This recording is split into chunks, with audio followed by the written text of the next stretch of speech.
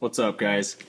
Sorry about getting this video out a little late this week. Been kind of busy, but here it is. We're going to do another lure review on a DUO Realis bait. This is their version of a lipless crankbait. It's called the Vibration. We have two different sizes here and two different colors. Lots to talk about, lots of cool little features on this bait, so let's get into it. Alright guys, so the DUO Realis Vibration. This lipless crankbait comes in two different sizes. You've got the 62 and the 68. The 62 being the smaller size here. We actually got both sizes, and then the 68 being the larger size. So the 62 has a length of approximately 2.5 inches and has a weight of approximately 2/5 of an ounce, and it is a sinking style lipless crankbait. Where some are suspending and I think some might even be floating, but this is a sinking style. The 68, the larger one, is approximately 2 3/4 of an inch and has a weight of approximately 1/2 ounce. It's a little over 1/2 ounce, and again, it's a sinking style lipless crankbait. I'm going to show you guys my measurements really quick from the rear ring to the front. It is just a shade over 2.5 inches, and then this one is just a shade over 2 3/4 of an inch, or 2 3/4 inches. So you've got two different sizes to fulfill your needs here. I would say that this 2.5 inch version feels more like a finesse style to me, and then the larger one would probably be the one that I would use most of the time. I like using that 2.5, 2 3/4 inch size ones, and I think this one would be the one that I would use most of the time. One of the first things you're going to notice about this bait when you pull it out of the package is how thin the bait is. I'm going to show you guys what it looks like up against this Excalibur XR50 lipless crankbait. This has been my go-to crankbait for a number of years now. And if you look at it, it is almost half the width of the XR50. So what does that mean to you? That's going to mean when this thing is actually running through the water, it is going to hold its shape, or it's going to hold its position, I should say. The lipless crankbaits rock from side to side, and they have a very, very subtle action. It's not necessarily the action of a lipless crankbait that catches the fish, or the lack of action that they have. It's more of the sound or the lack of action that they have. So what this thing is going to do, if you're one of those people that likes to burn a lipless crankbait, you'll find that some crankbaits will start to turn over and they'll start to do this number on you and start to come through the water like that.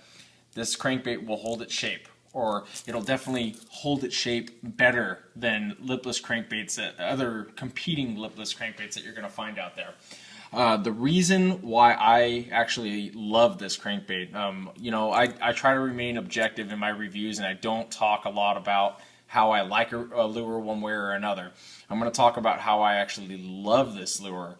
Is its castability is excellent. It has they actually designed this lure. If you go to their website, they actually talk about it having an aerodynamically designed stomach area on it. And this little crankbait here, when I pulled it out of the package, I thought to myself, this is a lipless crankbait, so it's going to cast better than other lures of its size. But as far as a small crankbait, I didn't think it was going to cast very well. This small lipless crankbait here, to me, casts every bit as well as this large one, and I could rocket this thing out there 150, 170 feet, no problem, every day of the week. And that is amazing for me for a small lipless crankbait like this. Like I said, I don't rave about baits or nothing like that, you guys, but really this crankbait is an excellent casting lure. I'm not an expert, but I feel like I have a position where I can say, because I have a lot of crankbaits, where I can say there are two baits or two hard baits where you definitely want excellent castability, and you might even use different equipment to make sure, like longer rods, to make sure you get that extra casting distance. And deep diving crankbaits are one, and lipless crankbaits are another. There's some other baits out there, but those are probably the two biggest ones that you would use as far as crankbaits are concerned. And I know that they're the only two crankbaits that I would use a longer rod for, like a 7'6" or a 7'11" rod. And lipless crankbaits, you want to make sure that you rocket that thing out there. It's just time in the water. You want to make sure that it has time in the water. It's not like a square bill crankbait where you're actually casting at a pinpoint part of structure. You're not actually, I mean, you want to be accurate with it, but I don't want to ramble on about it, but it's important to make sure that you guys get excellent castability out of a lipless crankbait. And lipless crankbaits in general are probably the best casting lures that you're going to find in your box, and this one is above and beyond the ones that I have in my box. As far as components, you're going to get the best components that you're going to have, just like on the other Realis baits, the Kashida hooks, the nice, very, very strong split rings all the way around. I like the nice, very distinctive DUO Realis irregular looking eyes that are on it. Let me focus on that for you guys. You also get the embossed or etched scale pattern on there and the raised gill plates as well. You have two different styles. You have like a clear one, which actually this one doesn't look clear, but I'm going to show it to you here in a minute. I've actually never done this before, but I'm going to put a flashlight on the back of it. And then you have the more opaque ones. This one looks opaque, but when you actually stick a flashlight on the back of it, you can actually look through it and you can see all the way through it, where this one, you can't see through it.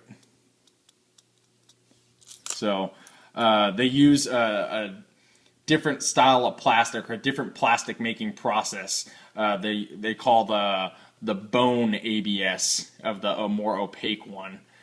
So anyway, as far as when you look at the inside of these baits, you can see that this one's got all your rattles in here. You've got three different sizes, and you've got two different materials. You've got steel and you've got lead. You've got the big lead weight up front here, and then you've got a nice larger, I think this is a steel ball right here in the middle, and then you've got a bunch of either steel or lead balls back here. I think there's like 11, and then you've got two slightly larger steel or lead balls up front. I can't tell the material, but it's kind of neat the way that this thing works, because you've got the balls, the smaller balls that rattle back and forth and hit the side walls of the chamber here, and then they also bounce up against this ball up here. It reminds me a lot of the DUO Realis pencil and the technology that they put into that, and that rattle that they put in there, where they actually have rattle balls hitting other rattle balls. So anyway, as far as the rattles are concerned, though, it's a thin bait. So as far as rattles are concerned, you have a distinctive rattle sound, but it's not as loud as some of the other lipless crankbaits that you're going to find that have larger bodies in there, or thicker bodies. So we got two different colors here, you guys. Let me go here and check them out just to make sure. We have IU and then Bream. You guys seem to like that Bream color.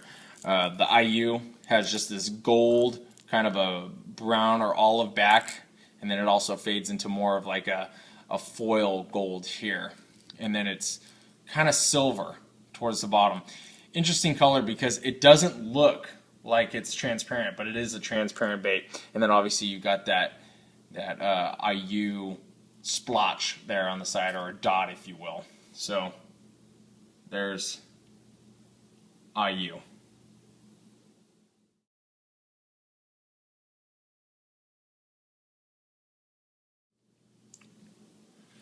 The next color I'm going to show you is Bream. Just like the other Bream in the pencil, kind of that same olive back here, and it has that holographic or prism effect, if you will, and the vertical light black lines, and then a kind of a red or goldish head here on the front, and then just a silver belly there. I mean, look at how thin that thing is, you guys. Very, very thin. Not much of a belly at all. But I have to hold it off to the side so you guys can see. It's kind of getting drowned out by my light here. It looks almost black there, but there's Bream.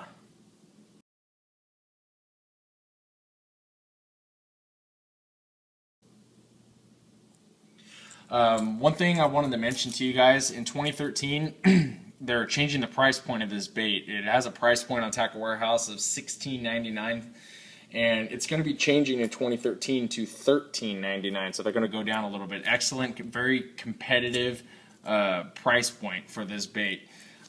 There's one other thing I wanted to talk about is the material of this bait, and this is from a personal experience that I had while I was out on the water with this bait. I think one thing that gets overlooked way too often and doesn't get talked about enough is the construction of these baits. I skipped this bait across. I was pulling it through the water pretty violently, and I got it. I didn't realize where I was in the water, and I yanked it right out of the water, and the thing went skipping right across the surface of the shoreline and hit a whole bunch of rocks. I thought for sure that I had crushed this crankbait, and there isn't a scratch on this bad boy. I think that there is something to be said for construction. It seems to me that Japanese baits in general use a higher quality of plastic. We have already went over that DUO Realis uses a very high density plastic in their lures, and it's going to make your bait, outside of the sounds that they make and the way that they look and the way that they feel in your hand, outside of all that stuff, it is going to make your bait last longer.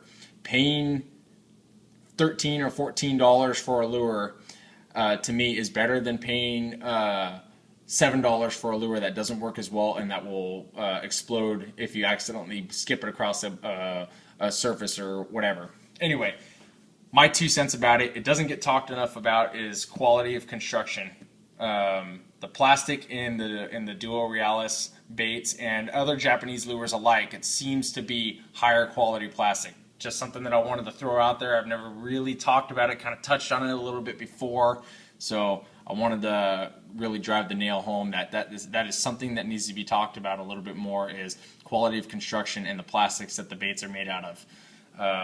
And there you guys can look at it right there and see that it's in perfect condition, and you guys need to try them out, really. Castability, I can't speak enough for castability on these things. It's really neat. So thanks for watching, you guys. If you guys have any comments, leave them below. I'll try to get to them as soon as I can. I usually get to the comments about once or twice a week. You know, I'm just like everybody else. I got to work during the week, so I do what I can. And then like the video. If you guys like it, hit the like button down over here in the corner. And we'll talk to you guys next week. Thanks a lot.